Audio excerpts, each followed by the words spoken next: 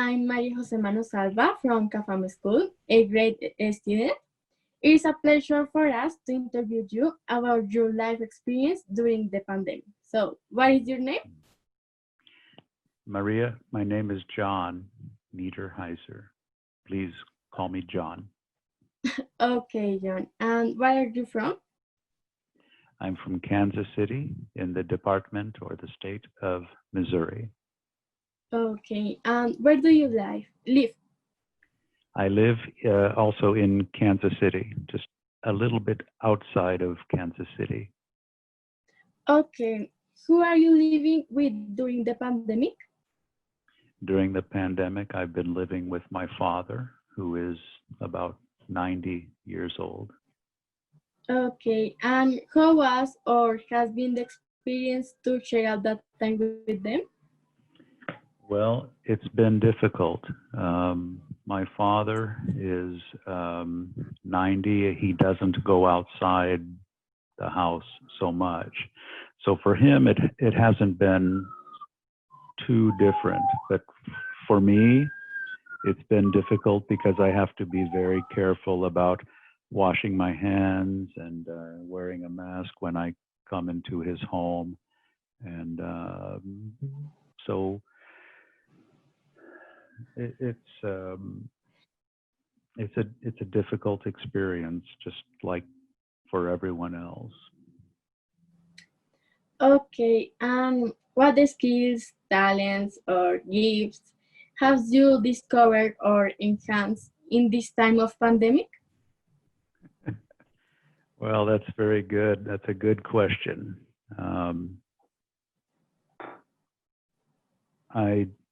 I began doing some more cooking in the kitchen.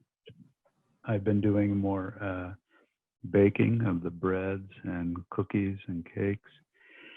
And as far as another talent or something, I've been exercising my patience and my prayer.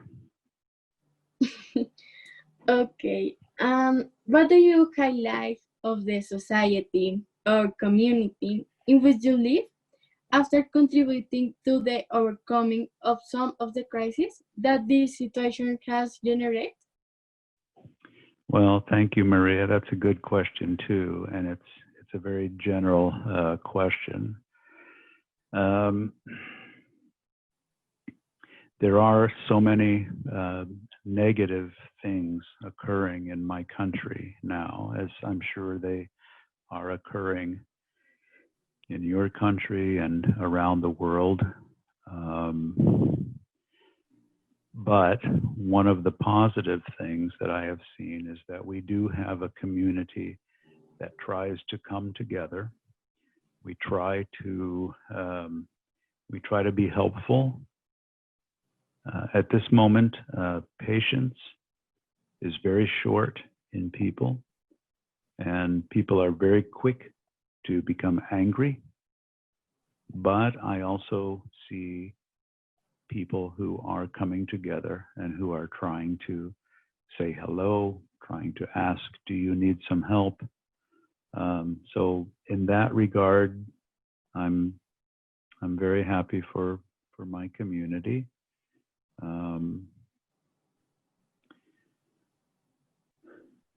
I just want those things to continue, that we try to help each other. Okay. Do you think that the communication or coverage of the facts has been appropriate in your country?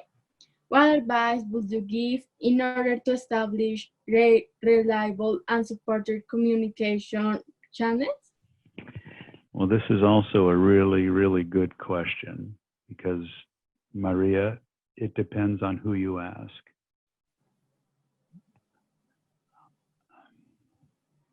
There are many people in my country who think that the news reports are exaggerated. Most of the people in our country, however, take this very seriously, and they try to establish the truth in the news, in the media, in the coverage, whether it's from national television or social media like Facebook or the other medias, Twitter or Instagram.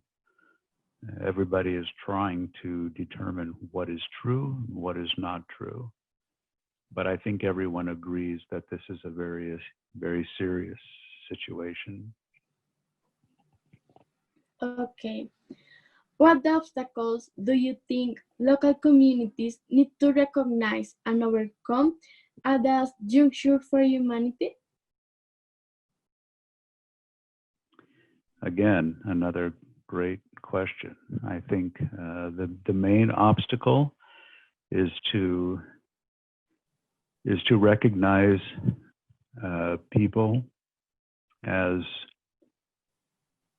being valuable, whatever their belief system is, whatever their religion, whatever their politics, is that we understand each other as people, that we are individuals, and yet we need to find some common ground. We need to respect each other. We need to help each other. I think we have to overcome that obstacle of being separate from each other. We need to be able to come together as a human race. In a phrase, what advice would you give to children and young people in the face of this moment of change?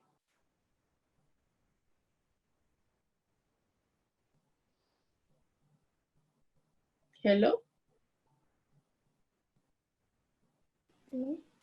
My dear, wait, because she's not here. He's not here, sorry. So we need to wait, okay? Okay.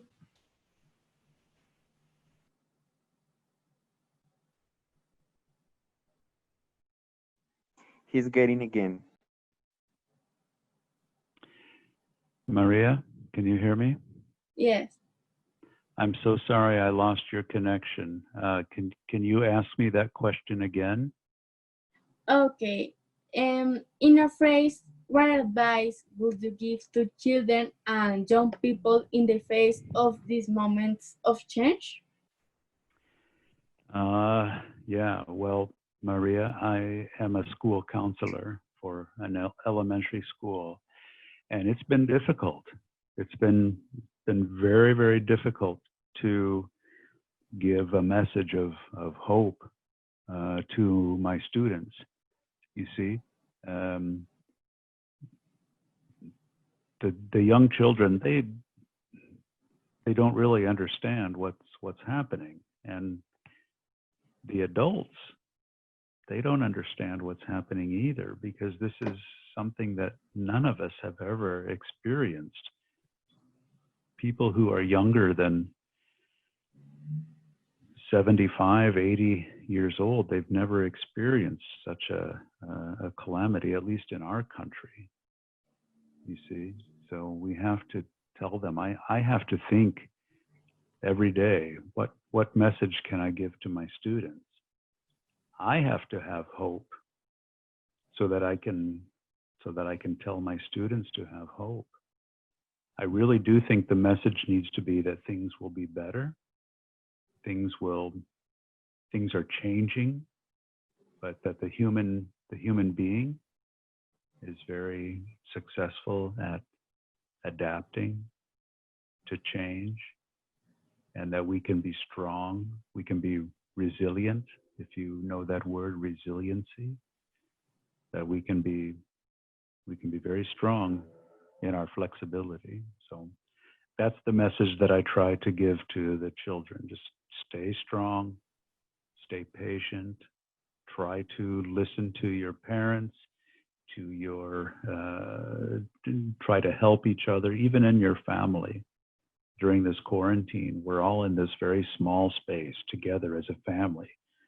3 people, 4 people, 6 people, 8 people together in an apartment, in a house, trying to live together. You've got to be patient. And personally, for me, it's a matter of connecting with God. Okay. Thanks a lot for your time, for giving us this opportunity, for generating empathy among cultures in challenging times. Maria, it was a pleasure. And the next time I come to Colombia, if I come to Bogota, I would be so very happy if I could meet you, shake your hand, and say hello. I wish for you all of success, okay? Okay. Thank you, Maria. It was a pleasure for me. It was an honor. Con mucho gusto. Gracias. Okay. Karen? Okay, thank you very much. Are we doing Maria okay? Jose and John, yeah. I can see it's been a hard time for you, I think for all of us. Yeah, absolutely. And I just want to remind Maria that I'm so happy that you are doing your best to understand this situation. I also want to tell you that your English was beautiful. Your pronunciation was excellent. I understood everything you were asking. So don't be shy. Keep your confidence, and you're a wonderful girl. So congratulations to you for your English, and I want you to do your very best. Okay. Thanks. Yeah. Okay. Yes, my dear, not worries. Maybe you're quite